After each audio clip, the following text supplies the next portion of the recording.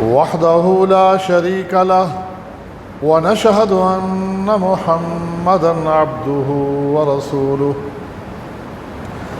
اللهم صل على محمد وعلى آل محمد كما صليت على إبراهيم وعلى آل إبراهيم إنك حميد مجيد اللهم بارك على محمد وعلى آل محمد كما باركت على إبراهيم وعلى آل إبراهيم إنك حميد مجيد أما بعد فإن خير الحديث كتاب الله وخير الهدي هدي محمد صلى الله عليه وسلم وشر الأمور محدثاتها وكل محدثة بدعة وكل بدعة ضلالة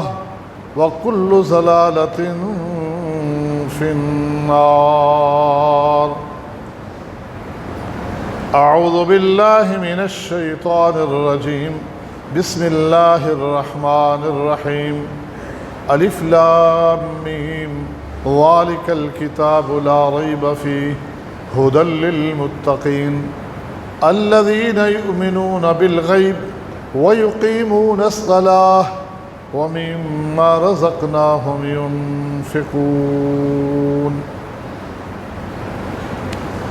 حمد و ثنا اور درود و سلام کے بعد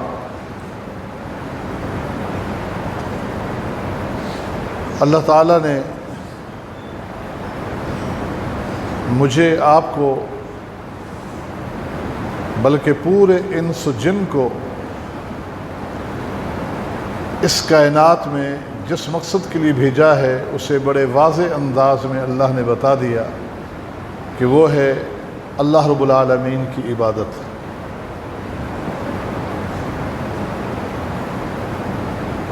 اس دنیا میں بھیج کر اللہ رب العالمین قرآن مجید میں فرماتے ہیں لِنَنظُرَ كَيْفَ تَعْمَلُونَ، اے میرے آخری نبی کی امتی، میرے آخری نبی کے امتیوں، تم سے پہلے بھی کئی امتیں ہم نے بھیجی، انہیں ایک پروگرام دیا، ان میں سے اکثریت جو ہے ہمارے اس دیے ہوئے پروگرام پہ پورے نہ اتر سکے اور ان پر طرح طرح کے مختلف اوقات میں عذاب بھیجے گئے۔ ثم جعلناکم خلفاء فی الارض، پھر ان کے بعد ایک جگہ فرمایا خلائف فی الارض، پھر ان کے بعد ہم تمہیں لے آئے ہیں۔ تمہیں کیوں لے آئے؟ لِنَنظُرَ كَيْفَ تَعْمَلُونَ، یہ دیکھنے کے لیے کہ اب تم کیا کرتے ہو۔ پچھلی امتوں کا حال بتایا، انجام بتایا، اور پھر فرمایا کہ اب تمہیں لائے ہیں تاکہ اب دیکھیں تم کیا کرتے ہو۔ آیت کا سیاق تو ہمیں یہ واضح سبق دے رہا ہے کہ اگر تم بھی پورے اترے تو ٹھیک، ورنہ وہی حشر، وہی انجام جو ان کے ساتھ ہوا، بعید نہیں کہ تم پر بھی اللہ کے اسی طرح کے عذاب آ جائیں۔ تو یہ پوری کی پوری زندگی ہماری، یہ دنیا جو ہے یہ دار العمل ہے کہ ہاں عمل کرنا ہے۔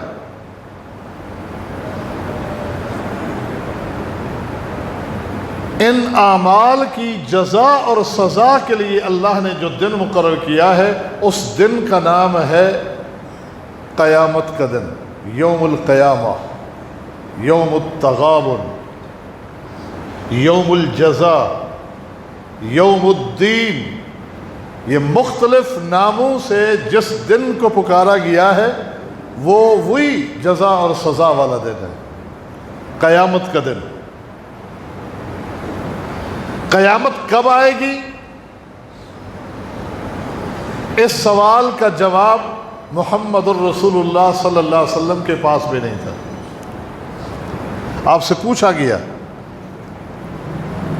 آپ نے فرمایا کہ مل مسئول بأعلم من السائل، جس طرح سوال کرنے والے کو پتہ نہیں کہ قیامت کب آئے گی، جس سے کیا جا رہا ہے سوال اسے بھی معلوم نہیں کب آئے گی۔ ہاں، قیامت کے وقوع سے پہلے اللہ کے نبی صلی اللہ علیہ وسلم نے اس کی کچھ نشانیاں اور علامات بیان فرمائی ہیں۔ وہ علامات بہت ساری ہیں۔ ان علامات کو اہل علم نے دو حصوں میں بانٹا ہے کہ علامات صغریٰ اور علامات کبریٰ، کہ چھوٹی نشانیاں اور بڑی نشانیاں۔ بڑی نشانیاں، چھوٹی نشانیاں جتنی بھی احادیث میں مذکور ہوتی ہیں وہ تقریباً ظہور پذیر ہو چکی ہیں، ان کا وقوع ہو چکا ہے۔ بڑی علامات کیا ہیں؟ ایک دن نبی علیہ الصلوۃ والسلام نے قیامت کا ذکر فرمایا، اسی عنوان پر درس دیا، اور نبی علیہ السلام کی زبان مبارک کا اثر، اس کی تو کائنات میں کوئی مثال ہی نہیں ہو سکتی،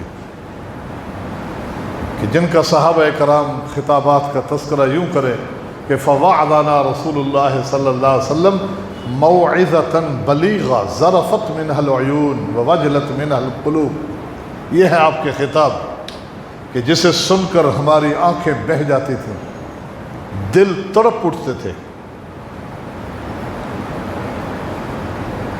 اس ہستی نے اس اہم ترین نازک ترین ٹاپک پہ خطاب فرمایا، قیامت کے دن کے وقوع پر،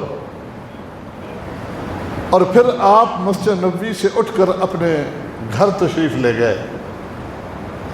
آپ تو چلے گئے، لیکن سامعین میں سے کسی کو ہمت نہیں ہے اٹھنے کی،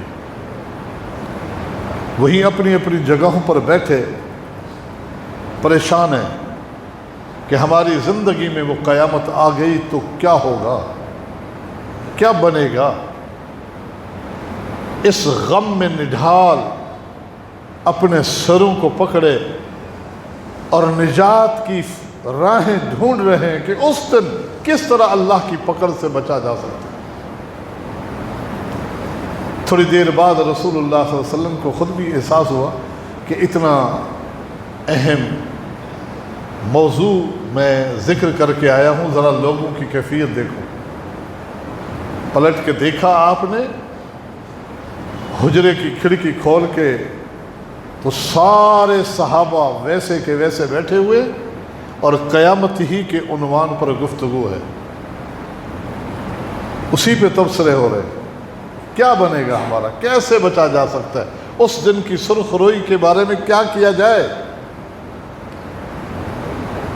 تو نبی علیہ السلام نے فرمایا کیا کر رہے ہو، کیا بیٹھے باتیں کر رہے ہو۔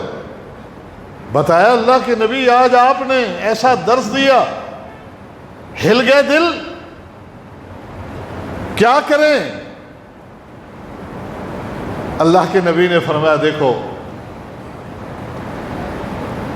لا تقوم الساعہ، ایک روایت میں انہا لن تقوم حتی تروا قبلہا 10 آیات، ابھی تھوڑی دیر ہے اس کے وقوع کو، وہ اس وقت تک قائم نہ ہوگی جب تک کہ 10 نشانیاں تم دیکھ نہ لو۔ 10 نشانیاں جب تک تم دیکھ نہ لو، ایک ایک کر کے 10 جب تک وہ مکمل نہ ہوں گی، قیامت واقع نہیں ہوگی۔ تو اس موقع پر نبی علیہ الصلوۃ والسلام نے وہ 10 چیزیں جو گنوائیں، انہی کو علامات کبریٰ میں گنا جاتا ہے، بڑی نشانیاں۔ فَذَكَرَ الدَّجَّالَ وَالدُّخَانَ وَالدَّابَّةَ۔ نبی علیہ الصلوۃ والسلام نے پھر وہ چیزیں گنوائیں، فرمایا نمبر 1 دجال، فتنہ دجال، دجال کا ظہور۔ نمبر 2 دخان، دھواں، دھوئیں کا عذاب۔ نمبر 3 دابہ، دابۃ الارض، زمین سے ایک جانور نکلے گا جو پوری زمین میں گشت کرے گا۔ بعض روایات کے مطابق اس کے ایک ہاتھ میں عصائے موسیٰ اور ایک میں سیدنا سلمان کی انگوٹھی بھی ہوگی۔ نمبر 4 وطلوع الشمس من مغربها، کہ یہ سورج مشرق سے جو طلوع ہوتا ہے غروب کے لیے رب سے اجازت مانگے گا، رب پیچھے کو جانے کا حکم دے دے گا، تو اس دن مغرب سے طلوع ہو گیا۔ ونزول عیسیٰ، عیسیٰ علیہ السلام کا نزول۔ ویأجوج ماجوج، یأجوج ماجوج کی آمد۔ وثلاثۃ خسوف، 3 بڑے زلزلے آئیں گے۔ زلزلے تو اس سے پہلے بھی آتے رہیں گے، لیکن 3 بڑے ایسے زلزلے کہ علاقے کے علاقے جو ہے وہ شہروں کے شہر زمین بوس ہو جائیں گے، زمین میں دس جائیں گے۔ خسف بالمشرق وخسف بالمغرب وخسف بجزیرۃ الامن، جزیرۃ العرب، ایک مشرق کی طرف، ایک مغرب کی طرف، اور ایک جزیرہ عرب میں۔ 9 اور فرمایا وآخر ذالک نار تخرج من الیمن تطرد الناس الی معشرہم۔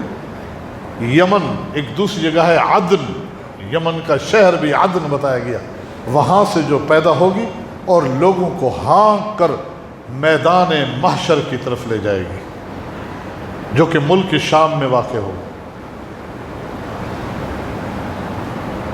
فرمایا کہ یہ 10 نشانیاں ہیں، جب تک ان کا ظہور نہیں ہوگا اس وقت تک قیامت نہیں آئے گی۔ مختلف روایات کو سامنے رکھتے ہوئے یہ پتہ چلتا ہے کہ یہ 10 جو ہیں یہ ترتیب ایسے نہیں ہے، ترتیب ان کی آگے پیچھے ہو سکتی ہے، کسی حدیث میں باقاعدہ ان سب کی ترتیب نہیں ہے، البتہ کچھ ترتیب احادیث سے یوں ماخوذ ہوتی ہے کہ جیسا کہ دجال آ چکا ہوگا، اس کے بعد نزول عیسیٰ، پھر عیسیٰ علیہ السلام کے دور میں یاجوج ماجوج، کچھ کی ترتیب، اور آخری جو ہے وہ آگ بھی ہے۔ بیچ کی چیزیں جو ہیں وہ کس ترتیب سے ہیں وہ اللہ ہی جانتا ہے۔ تو قیامت کی بڑی بڑی نشانیوں میں سے ایک نشانی ظہور دجال ہے، دجال کی آمد ہے۔ فتنہ دجال،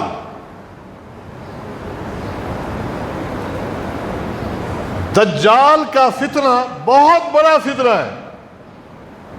نبی علیہ السلام نے فرمایا ما بعث نبی الا انذر امتہ الاعور الکذاب، اس جھوٹے اور کانے آنکھ سے کانے دجال سے اللہ نے ہر نبی کو باخبر کیا تھا، اور جتنے بھی نبی آئے ہیں ہر نبی نے اپنی امت کو اس دجال کے فتنے سے ڈرایا، ہر نبی نے۔ مجھ سے قبل جتنے بھی نبی ہیں وہ سارے نبی اپنی اپنی امت کو اس دجال کے فتنے سے باخبر کر چکے۔ آج کل ایک فتنہ عروج پر ہے، وہ یہ ہے کہ دجال جو ہے وہ ایک نظام اور فتنے نظام کا نام دیا جا رہا ہے کہ یہ نظام جو ہے یا یہ ریاست یا یہ ملک یہ دجال ہے۔ وہ احادیث جو دجال کے متعلق بیان کی گئی ہیں ان کا مصداق کسی ملک یا کسی نظام کو ٹھہرانا یہ انکار حدیث کا فتنہ ہے، جو عام و خاص لوگوں کے اندر پھیلتا چلا جا رہا ہے۔ موجودہ صورتحال کو دیکھ کر اس کی وضاحت کرنا مقصود ہے کہ دیکھو ایمان بالغیب، الذین یؤمنون بالغیب اللہ نے جو تمہارا وصف بیان کیا ہے وہ یہ نہیں ہے کہ اللہ کے پیغمبر کی بتائی ہوئی باتوں کو ہم اپنے عقلی پیمانوں پر پرکھنا شروع کر دیں کہ وہ ایک شخص کیسے آ سکتا ہے، پوری دنیا میں کیسے چکر لگا سکتا ہے۔ یہ تو نبی علیہ السلام نے اس وقت کو سامنے رکھتے ہوئے کہ کم پڑے لوگ تھے یہ بتا دیا، ورنہ حقیقتاً وہ ایک نظام ہے اور وہ نظام اس وقت فٹ کیا جا رہا ہے۔ اس سے قبل جو ہے جب فتنہ قادیانیت نے عروج پکڑا تھا اس وقت بار بار اس کا مصداق، ان تمام روایات کا مصداق قرار دیا جا رہا تھا نصرانیت کو، فتنہ نصرانیت کو، ان کی ایجادات کو، کہ دیکھو جہاز کی رفتار دیکھو، جو اس کی سواری کی رفتار بتائی گئی ہے یہ ان کی ایجاد ہے۔ ٹرین کی رفتار کو دیکھو، اس کی ایک آنکھ جو بتائی گئی، ٹرین کی آگے ایک لائٹ ہوتی ہے۔ فتنہ قادیانیت جنہیں جب عروج پکڑا تھا تو اس وقت ان کے نظام کو دجال قرار دیا جا رہا تھا،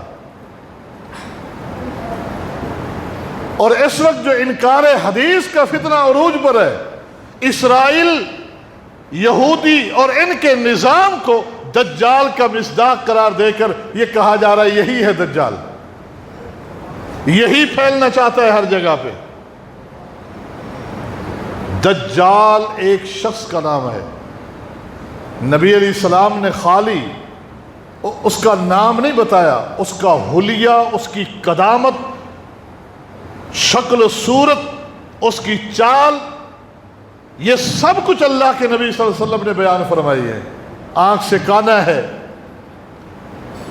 اس کی پیشانی پہ کافر لکھا ہے۔ آپ نے اس وقت کے لوگوں سے کہا اگر دجال کی مشابہت کا کوئی شکل دیکھنا چاہتے ہو تو ابن قطن کو دیکھو، مشابہت، ملتا جلتا ایک شخص جو زمانہ جاہلیت میں کفر کی حالت میں مر گیا، فرمایا شکل و شباہت اس کی اس کے ساتھ ملتی ہے۔ آپ نے یہ بتایا وہ کہاں سے اٹھے گا، شہر کا، ملک کا، سمت کا بتایا، تو پھر ہم کس ابہام کا شکار ہیں؟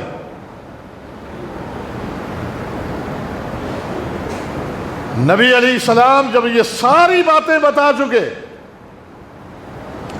اتفاق ہے کہ صحابی رسول سیدنا تمیم داری رضی اللہ تعالی عنہ جو اس سے پہلے عیسائی تھے،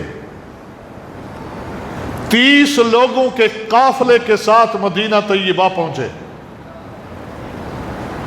نبی علیہ السلام سے ملاقات کی، مشرف با اسلام ہوئے، آپ کی بیت اسلام آپ نے لی ان سے۔ پھر اس نے ایک عجیب و غریب واقعہ بتایا، صحیح مسلم میں وہ واقعہ بالتفصیل امام مسلم نے بیان کیا ہے، دیگر کتب میں بھی اختصار کے ساتھ ہے۔ اس واقعے کو سن کر اللہ کے نبی خوش ہو گئے، اتنا خوش ہوئے کہ آپ نے اعلان کیا لوگوں جمع ہو جاؤ، مسجد نبوی میں جمع ہو گئے۔ اوپر نماز ظہر کا ٹائم ہوا، نماز پڑھنے کے فوراً بعد آپ نے فرمایا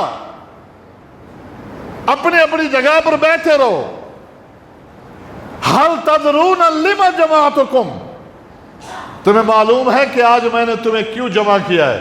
ما جمعتکم لرغبت ولا رہبہ، آج کوئی میں تمہیں واضح و نصیحت کرنے کے لیے میں نے درس جمع نہیں کیا، آج کوئی اور تعلیم مقصود نہیں تھی،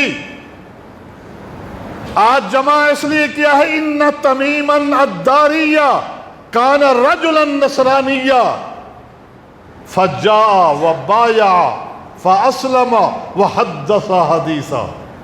یہ تمیم داری اپنے ساتھیوں کے ساتھ مذہب عیسائیت کو چھوڑ کر میرے ہاتھ پر اسلام کی بیعت کر چکے ہیں۔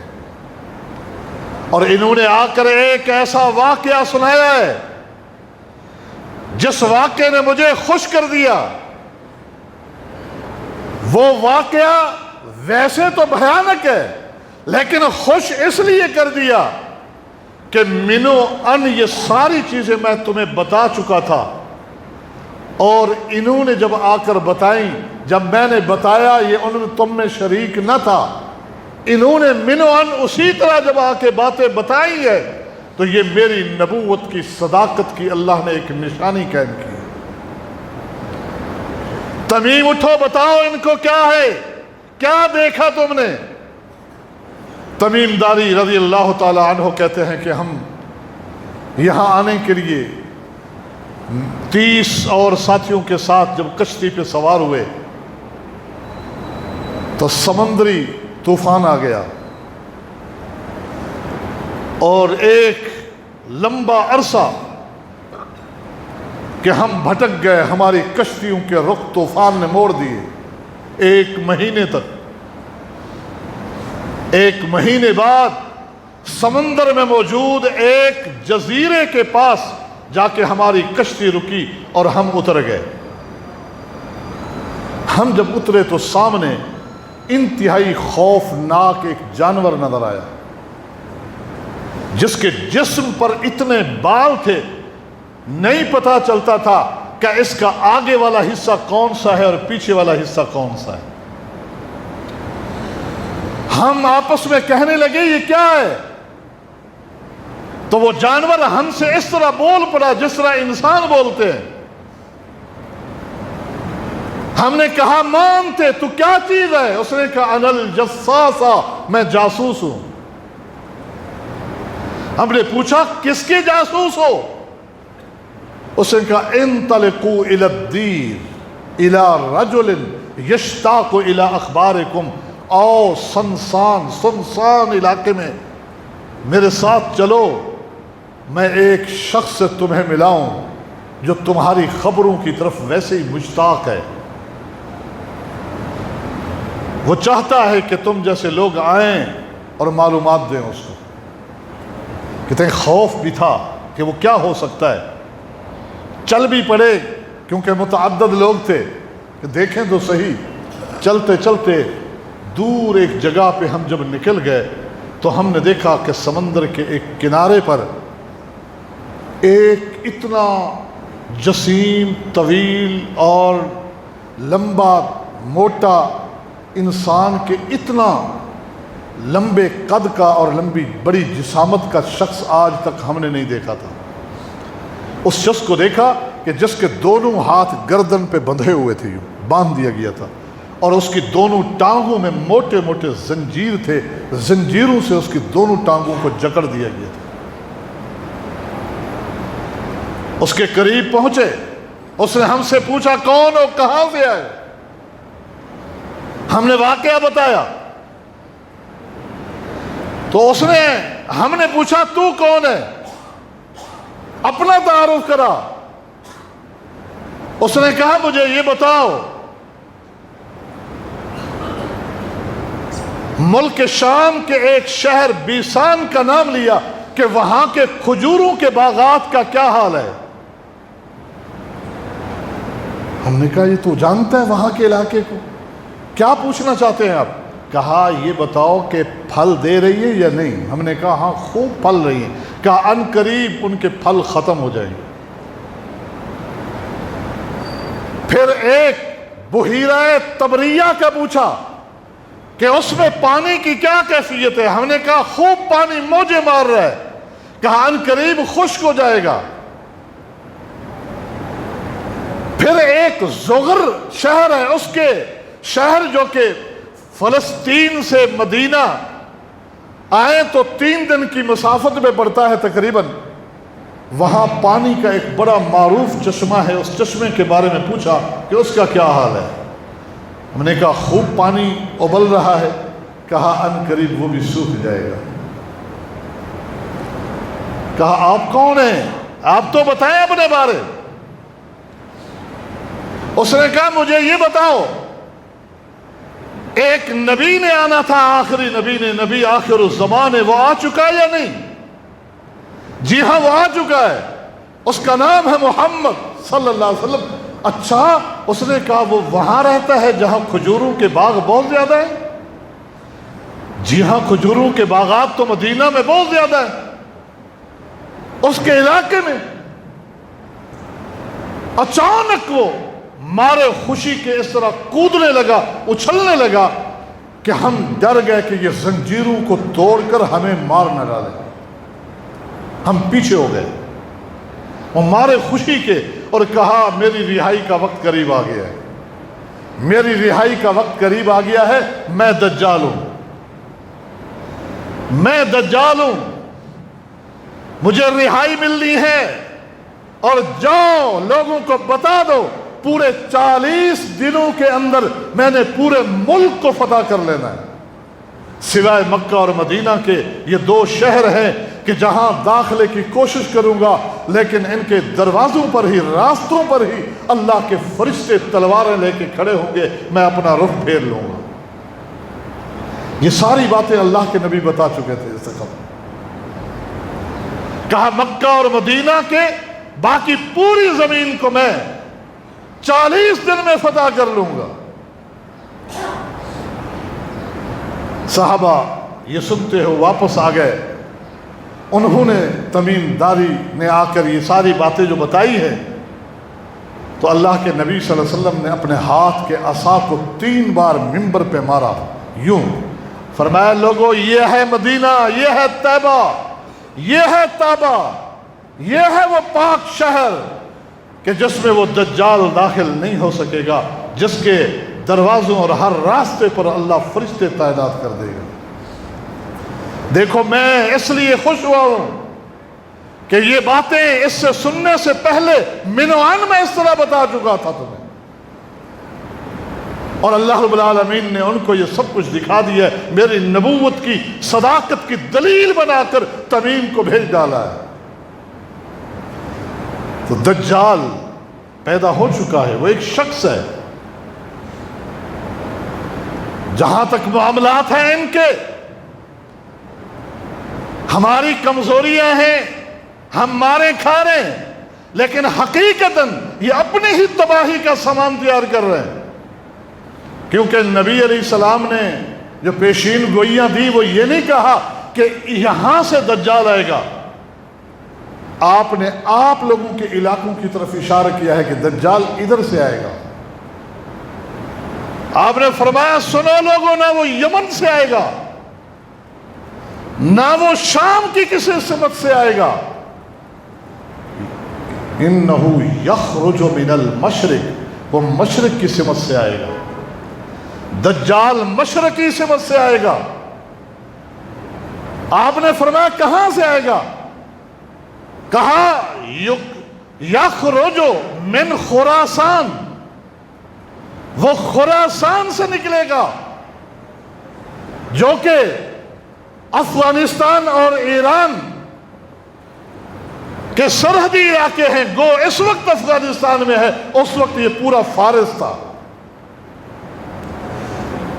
کہاں سے آئے گا؟ کہا علاقہ خراسان کے شہر اصفہان سے آئے گا۔ ماہو 70,000 رجل من الیہود، اس کے ساتھ 70,000 یہودی ہوں گے، وعلیہم الطیالسہ، ان کے سروں پر کالی پگڑیاں ہوں گی۔ تیالسہ کا ایک معنی لغت میں ہری پگڑی بھی کیا گیا ہے، لیکن زیادہ تر اس لفظ کا استعمال کالی پگڑی کے لیے ہوتا ہے۔ کالی پگڑی ناجائز نہیں ہے،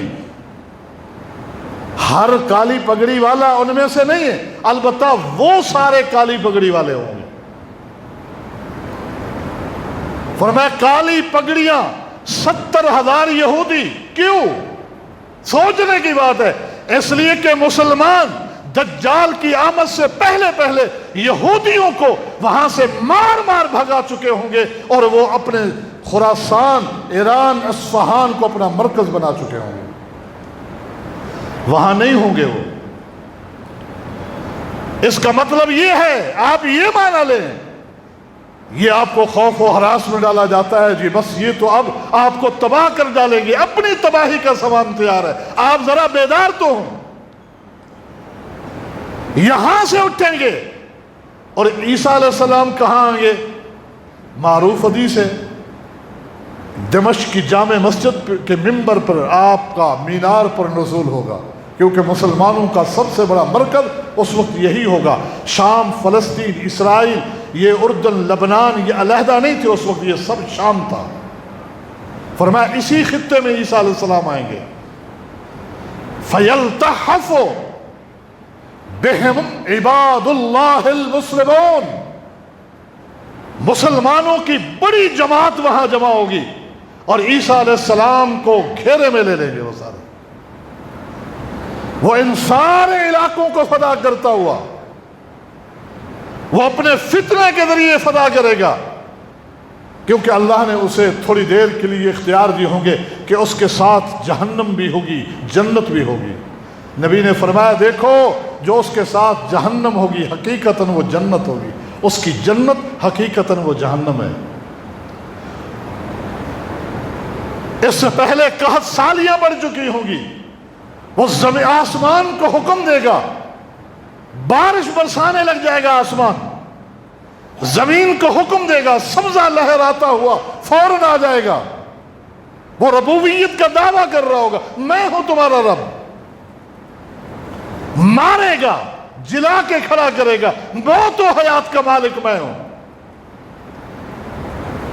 نبی علیہ السلام نے فرمایا کہ عبداللہ بن عمر فرماتے ہیں نبی علیہ السلام نے فرمایا سب سے زیادہ اس پر ہجوم لگانے والی خواتین ہوں گی۔ مسند احمد کی ایک روایت کے مطابق کہ ایمان والے مردوں کی حالت یہ ہوگی کہ فَيَرْجِعُ إِلَىٰ حَمِيمَتِهِ وَأُخْتِهِ وَبِنْتِهِ وَزَوْجَتِهِ وَأُمِّهِ فَيُوسِقُ الرِّبَاطًا مَخَافَةَ أَن تَخْرُجَ إِلَيْهِ۔ ایمان والے کسی ضرورت کے تحت اپنے گھروں سے نکلیں گے، اپنی بیوی کو، اپنی بیٹی کو، کوئی اپنی خالہ کو، کوئی اپنی ماں کو، کوئی اپنی پھوپھی کو، فرمایا وہ باندھ رہا ہوگا، باندھ کے جائے گا کہ کہیں یہ اس کے کرامتے جو نام دے رہے ہوں گے وہ اس وقت شعبدے بازیاں ہوں گی، وہ ان کے شعبدی بازیاں اور مداری پن سے متاثر ہو کے یہ ان کی طرف دیکھنے چلی نہ جائیں، جو دیکھنے چلا گیا وہ اس کا ہو گیا۔ یہ ایک چھوٹا سا مداری، ایک عام گلیوں میں چکر لگانے والا شعبدے باز، اس کو ولی اللہ کہہ بیٹھتی ہیں،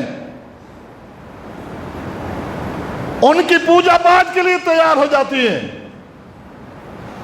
جو ان کو ہی تھوڑی دیر کے لیے بے وقوف بنا کے ایک بات کہہ دیتا ہے۔ وہ کتا اور بندر ساتھ لیے پھرتا ہے، اپنی نشانی، اپنی حیثیت بتا رہا ہے، اس کو کوئی ماننے بیٹھ جاتا ہے یہ پہنچی ہوئی سرکار ہے۔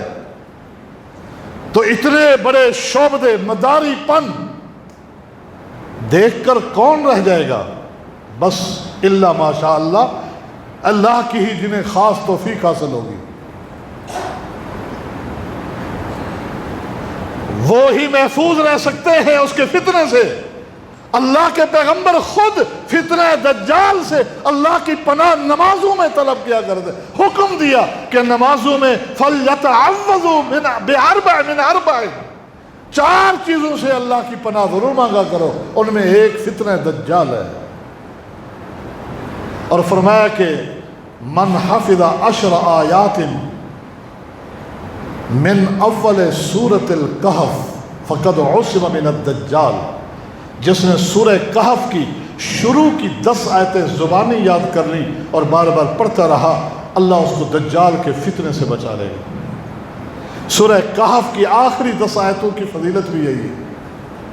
صحابہ نے پوچھا اللہ کے نبی ہمارے دور میں آ جائے، سامنے آ جائے، کس طرح اس کے فتنے سے بچا جا سکتا ہے؟ فرمایا فَلْيَقْرَأْ عَلَيْهِ أَوَائِلَ سُورَةِ الْكَهْفِ، سورۃ الکہف کی شروع کی آیتیں اس پر پڑھ دینا، اللہ اس کے فتنے سے تجھے بچا لے گا۔ سورۃ الکہف اللہ کی کتاب ہے، قرآن ہے، یہ ہے دجال کے فتنے سے بچنے کا بھی طریقہ، اللہ کے دین سے، اللہ کی کتاب سے تمسک اور جڑنا ہے۔ میں عرض یہ کر رہا تھا کہ ایک نظام کو دجال قرار دینا، ہاں اللہ کے نبی نے فرمایا کہ اس بڑے دجال سے پہلے بھی کئی دجال آئیں گے، اس طرح دجالی نظام کہیں تو ٹھیک ہے، لیکن اس دجال کا انکار کر کے انہی آیات کا، احادیث کا مصداق انہی کو قرار دینا، یہ فتنہ منکرین حدیث کا ہے۔ ہوشیار رہیے، باخبر رہیے، اس کو عقلی پیمانے پہ وہ تسلیم کرنے کو تیار نہیں کہ ایک شخص پوری دنیا میں کیسے چکر لگائے گا ایک عام سی سواری پہ بیٹھ کے، لیکن وہ یہ نہیں سمجھتے کہ وہ اللہ یہ زمین پہ چند جھٹکے دے کر یہ جو آگ ایٹم بموں کی شکل میں تیار کر رکھی ہے، ایسی جنگیں بھی تو پہلے ہونی ہے کہ مسلط کرے کہ پھر دنیا وہی کھنڈرات کے دور میں چلی جائے، پھر سمجھ میں آئے کہ واقعی وہ دجال ایک شخص کی شکل میں آ سکتا ہے۔ تو اللہ کے نبی نے جس طرح بتایا، جو حلیہ بتایا، جو نام بتایا، جو جگہ بتائی، جو سمت بتائی، ہمیں وہ دجال اسی طرح کا ہی تصور میں رکھنا ہے اور اس کے فتنوں سے اللہ کی پناہ طلب کرنی ہے، اور ساتھ ساتھ فلسطین کے مسلمانوں کے لیے دعائیں، مدد کی کوئی شکل جو ہماری استطاعت میں ہو، حکومتوں کی استطاعت میں ہو، یہ حق ہے ایک مسلمان کا دوسرے مسلمان پر کہ وہ ان کی مدد کریں، مظلوموں کے ساتھ مظلوموں کی داد رسی کریں، لیکن یہ اس ایمان کے ساتھ اگر ہم کھڑے ہو جائیں کہ واقعی وہ وقت قریب آنے والا ہے کہ انہوں نے مار کھانی ہے اور وہی ان کا قبرستان بننے والا ہے، کیونکہ اللہ کے نبی نے فرمایا دجال چکر لگاتا ہوا جب ملک شام کا رخ کرے گا 70,000 یہودیوں اور لشکروں کو لے کر ادھر عیسیٰ علیہ السلام اپنے لشکر کو لے کر اس کا پیچھا کریں گے، اس وقت لد شہر کے دروازے تک پہنچ چکا ہوگا، اور یہ فلسطین سے تھوڑا سا پہلے ہے، بیت المقدس سے شہر لد، فرمایا وہاں تک پہنچ چکا ہوگا۔ جب عیسیٰ علیہ السلام کو دیکھے گا جس طرح نمک پانی میں پگھلتا ہے ایسے پگھلنا شروع ہوگا، عیسیٰ علیہ السلام آگے بڑھ کر تلوار کے ذریعے اس کے 2 ٹکڑے کر دیں گے۔ آگے حدیث کے الفاظ ہیں کہ پھر فَيَنْهَزِمُ، سارے کے سارے اس کے لشکر بھاگ اٹھیں گے، اس کا لشکر دوڑے گا، مسلمان اس کا پیچھا کریں گے، قتل عام کریں گے، حتیٰ کہ وہ درختوں اور چٹانوں کے پیچھے چھپیں گے، تو وہ چٹانیں اللہ کی مدد ایسی آئی ہوگی مسلمانوں پر کہ وہ چٹانیں، وہ درخت پکار کر کہے گے یا مسلم یا عبداللہ ھذا یہودی خلفی تعال فاقتلہ، او اللہ کے بندے، او مسلمان ادھر آ، یہودی میرے پیچھے چھپا ہوا ہے، اس کو قتل کر ڈالا۔ الا الغرقد، فرمایا ایک درخت ہے غرقد کا درخت کہ وہ ان کو چھپائے گا، وہ نہیں آواز دے گا، انہا من شجرۃ الیہود، اس لیے کہ وہ یہودیوں کا درخت ہے، وہ یہودیوں کا درخت ہے۔ یہی وہ درخت ہے کہ پچھلے دنوں میں، پچھلے سالوں میں اسی درخت غرقد کے افغانستان کے اندر لاکھوں پودے لگائے گئے ہیں اور وہاں اس کے باغات تیار کرنے کی کوشش کی گئی ہے، اور بھی اس درخت کو سے بڑی محبت رکھتے ہیں۔ یہودی کہاں سے بڑھ چکے ہیں؟ آپ کے نبی کی زبان سے سن چکے ہیں۔ وہ کوشش کرتے ہیں کہ شجر کاری عام ہو اور اس غرقد کے درخت کو عام پھیلایا جائے۔ اللہ کے پیغمبر کے دور میں آپ جنت البقیع جس قبرستان کو کہتے ہیں، اس کا نام اصل البقیع الغرقد ہے، کیونکہ اسی درخت غرقد کے باغات تھے۔ اللہ کے نبی سب ختم کرا دیے اللہ کے نبی نے، اور آج تک اسی سنت کو زندہ رکھا ہوا ہے کہ اس کی جڑ، اس کا پتا بھی حکومت سعودیہ کو کہیں پتہ چلتا ہے کہ ہماری سرحد میں یہ اگ رہا ہے، اس کو جڑ سے وہی ختم کر دیتے ہیں۔ تو فرمایا کہ یہ غرقد کا درخت ہوگا، اس کے علاوہ پتھر اور درخت بھی پکار کر کہہ رہے ہوں گے مسلمان اللہ نے تجھے مقام دیا ہے، مسلمان اپنی عظمت کو سمجھ، اپنے وقار کو جان، تو خوف و ہراس میں تجھے ڈرائے جا رہے لوگ کہ اب بس تم ختم ہو گئے، اب یہودیت آ گئی، یہودی اپنا نظام، یہ ویکسینیں لگا کے تم سب کو تباہ کر دیں گے، بس پوری دنیا پہ راج ہوگا تو انہیں کا ہوگا. یہ سب فراڈ ہے، سب جھوٹ ہے. اللہ رب العالمین ہمیں قرآن و سنت کو سمجھنے اور اس کے مطابق عقیدے کی توفیق عطا فرمائے. وآخر دعوانا الحمدللہ رب العالمین.